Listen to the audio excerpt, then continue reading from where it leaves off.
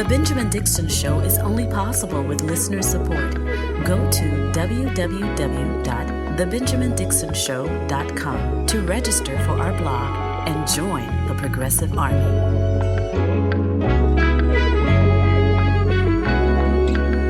Today is Friday, March 10th, 2023. Thank you so much for joining me. The past 2 and possibly 3 years, the Republican Party and the conservative movement in this country has concentrated all of its energies into creating a boogeyman out of the word woke, which in its normal context and usage is directly derived from African-American vernacular. It is an example of white Americans not only co-opting a phrase or an idea or a concept, but then using it to create critical mass, using it to create a chimera, a boogeyman, and to move their audiences and their supporters into political action. Republicans have invested heavily in the idea that to be quote unquote woke is to somehow be a villain, to be a problem, something that has to be taken care of. They have invested so much time and energy in vilifying the word woke and anyone who can be categorized as woke. Generally speaking, the woke word has become the new N-word. It is the Republican dog whistle, the conservative dog whistle for this generation. And despite all of their best efforts to make America afraid of woke, there is a new poll from USA Today and Ipsos that shows that the majority of Americans approve of the word woke and believe that it means to be aware of social justice and injustices. This is considering the amount of capital that has been invested from Donald Trump down to Ron DeSantis and all of the bottom feeders. Despite their best efforts, now their vilification of being woke is coming back to bite them as they bite them in the behind as they move forward towards the 2024 election. Listen to this small sampling of how many Republicans at so many different levels have tried to vilify being woke. This woke self-loathing. And we will never let the woke left take it away. It's because they're putting woke ideology to a woke mob that can't even tell you what a woman is. And it's funny because Sarah Huckabee Sanders can't tell you what woke is, but she can certainly, that last voice you heard was Arkansas Governor Sarah Huckabee Sanders, by the way. She can definitely tell you what child labor is because she just passed a law making child labor easier to accomplish in the state of Arkansas. The other voices you heard are presidential contenders in and of themselves. You had Ron DeSantis in that clip. You had former Vice President Mike Pence. And the first voice you heard was that of presidential hopeful Nikki Haley. Now listen to this extended clip of Ron DeSantis, who has invested more than anyone else into the idea of attacking wokeness. It's ideology run amok. That's why the quality of life has declined in places like San Francisco and New York City and Philadelphia and Chicago. It's all rooted in that. And that woke ideology rejects the core foundational principles that have made this country great. So in Florida, we say very clearly, we will never, ever surrender to the woke mob. Our state is where woke goes to die. Ooh, he really, Ron DeSantis really thought that line was going to be the one to carry him to the White House. Well, it appears that 56% of Americans say woke means being aware of social justice, not being overly politically correct, as opposed to 39% who oppose it. This is according to the USA Today and the Ipsos poll. Republican presidential hopefuls are vowing to wage a war on woke.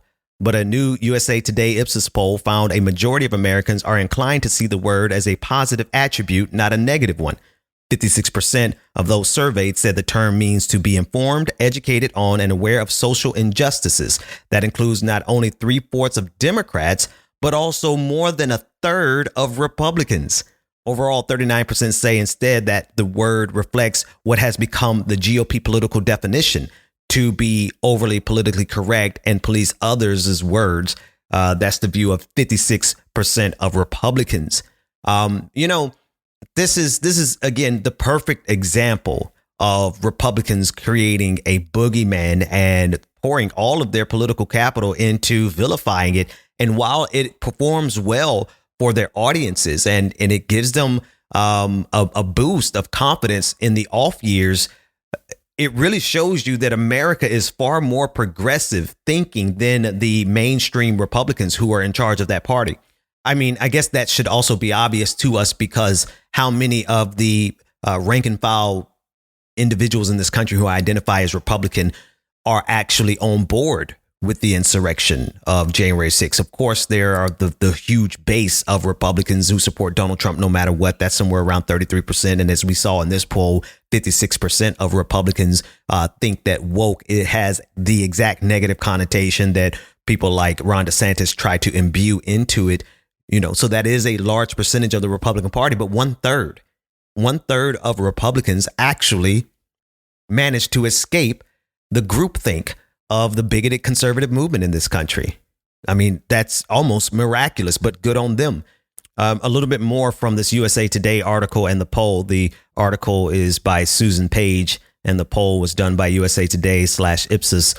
The findings, quote, the findings raise questions about whether Republican campaign promises to ban policies at school and workplaces they denounce as, quote, woke could boost a contender in the party's primaries, but put them at odds with the broader public opinion in the general election. Now, here's the play. Republicans and Democrats both do this. They both, not Democrats so much. Republicans play to their base in the primaries to get elected as the nominee, and then they backpedal. That's generally what you get. We didn't really get that with Donald Trump. Donald Trump maintained his same level of bigotry throughout, which was a surprise to a lot of observers at the time. And he managed to win with the aid of Russia and Vladimir Putin. But generally speaking, conservatives run towards the right and then they come back to appear moderate. So I don't think that particular hurdle is difficult for them to overcome.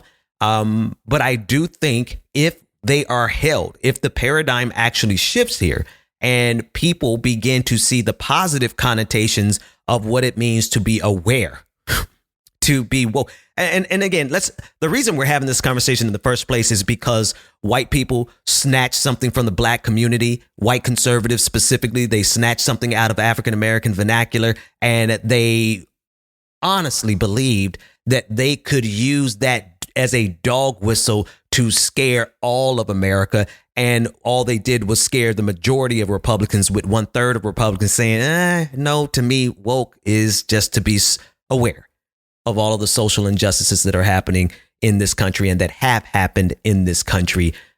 This is going to be a very interesting campaign season when you consider how much political capital, particularly Ron DeSantis, has invested in being anti-woke. And now the majority of Americans are like, well, if you're anti-woke, that places you at odds with us because we think being aware is more conducive to humanity than being a closed-minded bigot, as Ron DeSantis likes his supporters to be.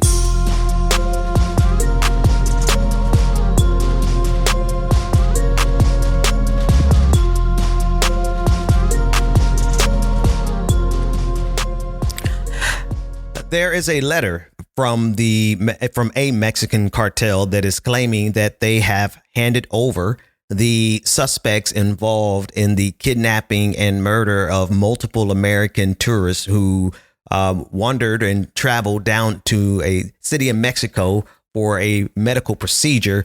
2 of the individuals were found dead and 2 of them were recovered alive.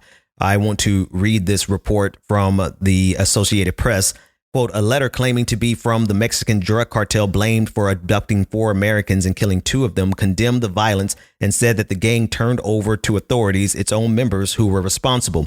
In a letter obtained by the Associated Press through a Tamaulipas state law enforcement official, the Scorpions faction of the Gulf Cartel apologized to the residents of the city where the Americans were kidnapped, the Mexican woman who died in the cartel shootout, and the 4 Americans and their families. This is a quote from the letter. Quote, we have decided to turn over those who were directly involved and responsible in the events, who at all times acted under their own decision making and lack of discipline. the letter reads, adding that those individuals had gone against the cartel's rules, which include, quote, respecting the life and well-being of the innocent.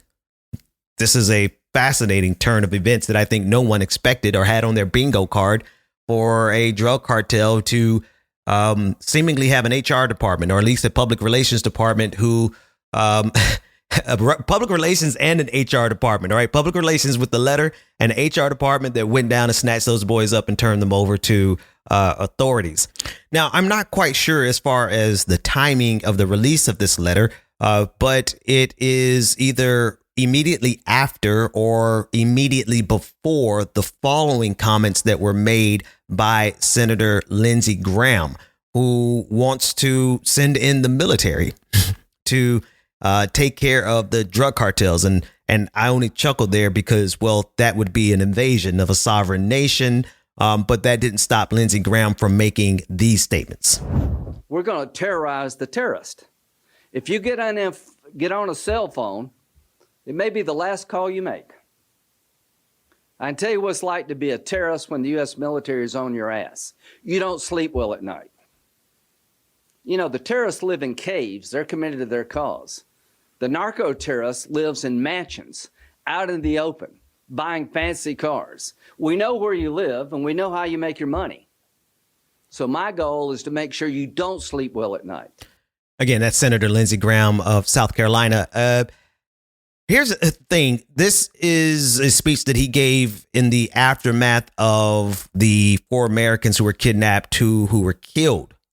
The overwhelming focus, though, of the Republicans and conservatives isn't necessarily the lives of those 4 Americans. It's the fentanyl that is crossing the borders.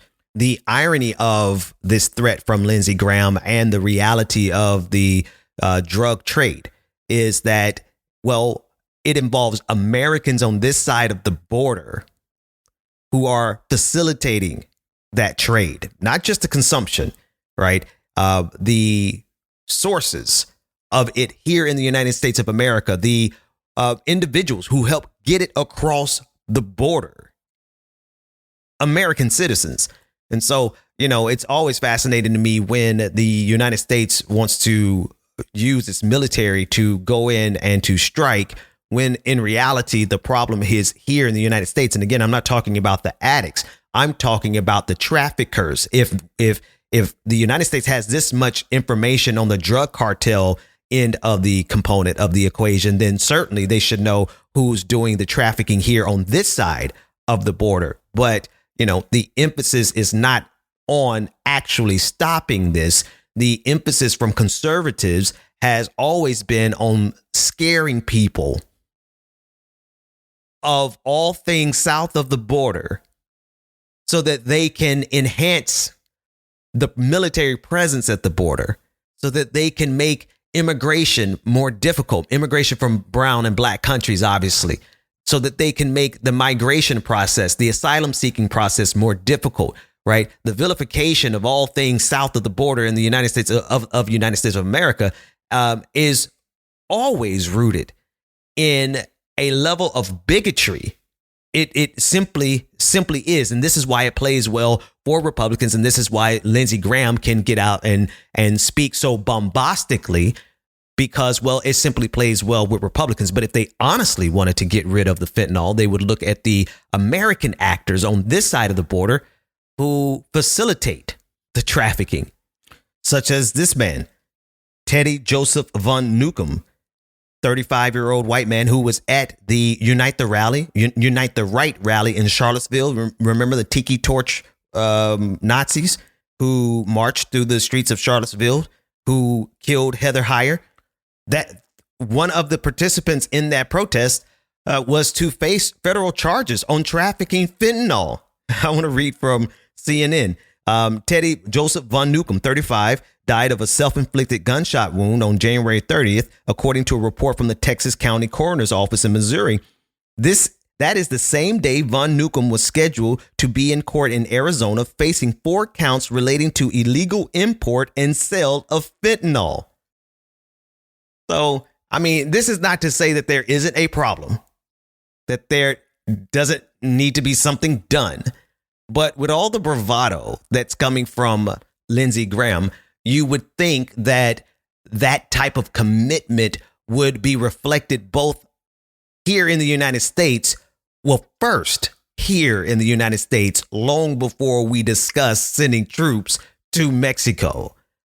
But that's because they're not really serious about stopping it, just like they're not serious about stopping any of the drug trafficking. One, because so many Americans consume it, and it's not until people start dropping dead that, you know, these authorities actually care. And you definitely have to take in the racial component because, you know, if it's black people dropping dead, or if it's black people who are doing the consumption, as in crack cocaine, then they're going to vilify us and put us in jail. Whereas if it's the opioid epidemic and the fentanyl, well, there's treatment and there's concern, and the U.S. government has to do something about it. But if they really wanted to do something about it, then perhaps they will go out and find more of these guys, these American citizens.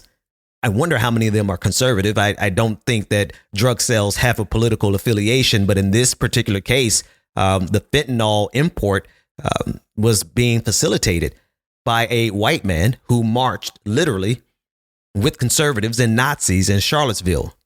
The same people, the same exact literal group that Donald Trump said had some very good, very fine people in it.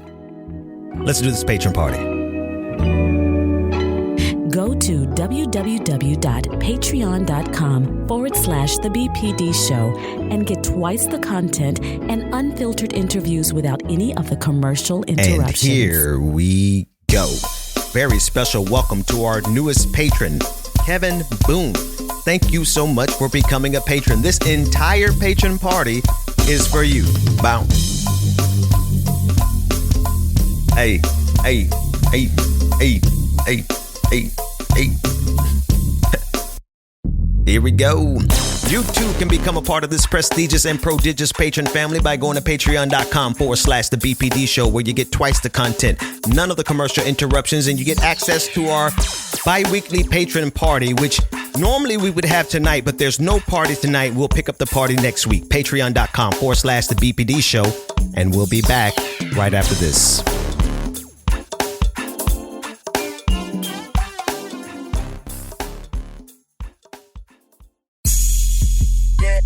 Welcome back to the Benjamin Dixon Show. Visit us online at thebenjamindixonshow.com. Welcome back, everybody. Welcome back.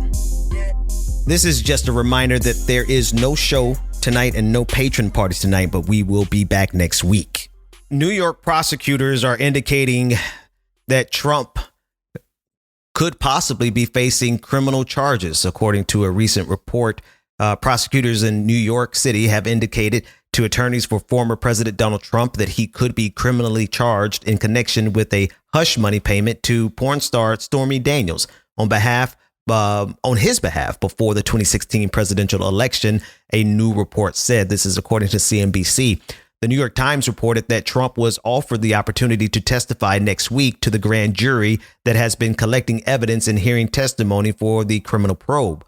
Quote, such offers almost always indicate an indictment is close, according to the New York Times. You know, to be honest, I'd love to see it. I'd like to see it. Not because, not just because I think Donald Trump needs to be in jail for fomenting an insurrection and contributing to the decline of our democracy. But I'd like to see it because I just still don't believe that this system is capable of holding a former president accountable, let alone a Republican, conservative, rich, white man accountable. This system has held conservative, rich, white men accountable before. But when you tag on to the fact that this is Donald Trump and Donald Trump is a former president, and you look at all the things he's gotten away with to date, I'd like to see it, especially because of the difficulty the prosecutors are going to face dealing with the fact that he's a presidential candidate and the sheer political momentum from running for president, especially being a former president, presents headwinds that will make this investigation difficult. Now, Trump took to social media last night and put out a statement. I just want to give a brief clip of it. Here is how he's categorizing all of these investigations into him. Our country has become the the investigation capital of the world. Actually, that's all we do, and it's only good for our enemies that are laughing at us all over the world. They could not be happier as they brilliantly plot our demise and destruction. We have to get back to making America great again. So anyway, that's Donald Trump. May he face charges. You know, may there actually be some accountability for super rich white men, conservative men in this country. And to be honest with you, may there finally be some accountability for a former president. I was watching a very brief clip on Instagram, and I guess I could play it for you if I find it. But it was of George W. Bush rightly condemning Vladimir Putin for his illegal invasion. And George W. Bush inadvertently said of Iraq. I'm definitely going to go find the clip for you now. And then he had to correct himself. I said, Ukraine. And then he blamed it on his old age. I bring that up because I think that's perhaps the biggest example of modern history of a former president who should be in prison right now. Instead, we have a system that whitewashes, that launders all of the illegal activities of presidents and protects the office of the presidency because, well, nobody wants to hold a former president accountable for obvious political reasons. I mean, I've used this comparison before, and it wasn't really a good comparison considering how it ended for Julius Caesar, but just consider the ramifications of any empire. Consider the Roman Empire actually legally holding their leaders accountable. It's something that most nations and empires simply do not do out of the protection of and for their empire.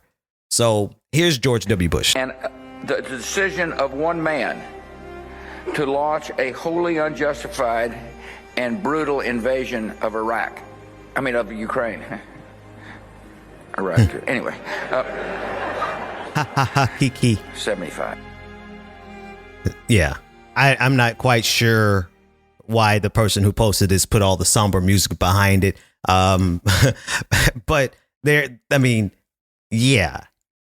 here's a guy who is so guilty of war crimes that it's haunting him at the age of 75, and may it always haunt him even to the day he dies. But it's a perfect example of the United States of America never holding a former president accountable for anything. So when we are hearing rumors that Donald Trump could possibly be indicted, and in this case, it's not even being indicted for something he did while he was president, but just to see if this country is capable of holding itself accountable, I'd like to see it. And I'll believe it when I see it.